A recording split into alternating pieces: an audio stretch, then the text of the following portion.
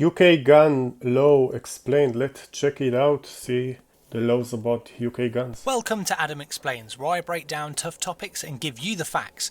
Before we begin, if I could take this time to request that you like, comment and subscribe, enjoy this video. But without further ado, let's get into it. Guns are heavily restricted in the UK, but contrary to what many people believe, including many Brits, owning a firearm is not illegal.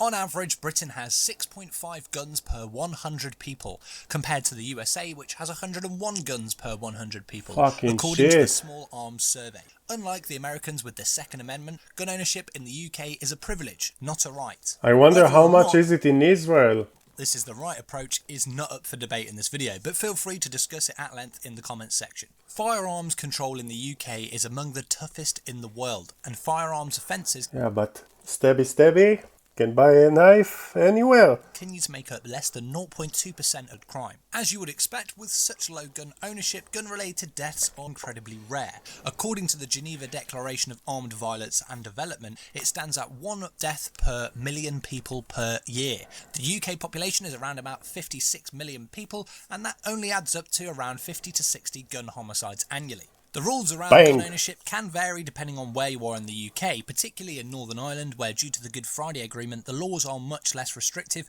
and over 5% of the population own a firearm, though these gun owners are not permitted to transport their weapons to mainland Britain. So who, in general, can obtain a firearm? Police. To possess or purchase a firearm, an individual in the UK must be assessed as not posing a threat to public safety. The police, How can you who know act that? as the licensing authority. In addition, the individual must have a good reason to own a firearm and be able to demonstrate to the licensing authority that they require their firearm for work, sport or leisure on a regular legitimate Sport like shooting ducks, I guess, or not as a football match as a sport, right? basis, such as being a member of a target shooting. The reason the police are the licensing authority is because they possess local information that helps inform their judgment, and discretion over what constitutes a good reason is often left up to chief officers. To own a firearm in the UK, a person must undergo a strict vetting procedure, which includes interviews, visits to the person's property, criminal record checks, and references from friends. Hello, would you like a gun?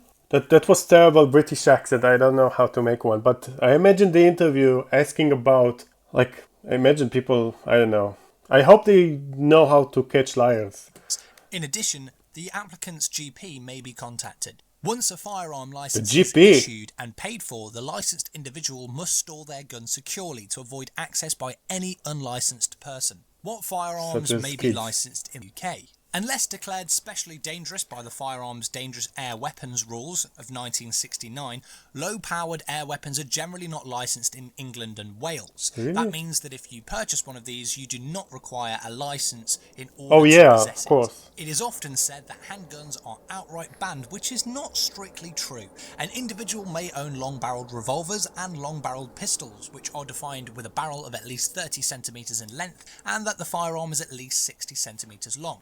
Long-barreled single-shot firearms of any caliber and semi-automatic pistols of 22 rimfire caliber are permitted with a firearm certificate. Those that do not meet these criteria would be considered a pistol in UK law and are effectively banned, with the exception of muzzle-loading pistols, including muzzle-loading revolvers, which are permitted as long as they meet the criteria set forth in the regulations. All of the pistols are prohibited in Britain. Shotguns are legal on What a about shotgun shotguns? certificate as long as they can't hold more than 3 shotgun shells, including the one in the chamber, if it's a pump action or semi-automatic shotgun. However, It's a very shotguns strange with a law. detachable magazine or larger fixed magazine are still permitted, but you'll have to obtain a Section 1 firearm certificate. Rifles are also permitted. I got a certificate for one pistol shotgun with 2 rifles, extendable one.